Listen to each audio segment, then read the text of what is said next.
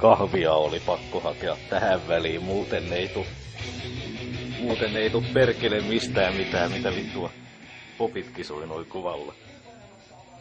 Suosittelen muuten käyttämään tällaista systeemiä. Tää takaa turvallisuuden. Tulipahan muuten ostettua uusi tuoli, saatana. Tai jakkara. Tän näköisessä jakkarassa tosiaan istuskelen aina tulevaisuudessa, että tää näkymä on tosiaan muuttunut taas jonkun verran. Siis tää ykköskunen nurkka. Tai tää nurkka, missä mä melkein periaatteessa yleensä on, jos mä koneella on ja näin poispäin.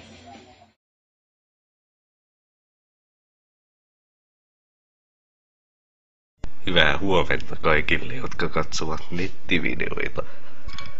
Tuollaista juodaan, raikasta ja ravitsevaa, se on hyvän makuista.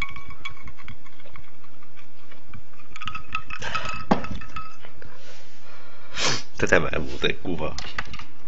Mä kirjoitan käyttäjätunnukset ja salasanat.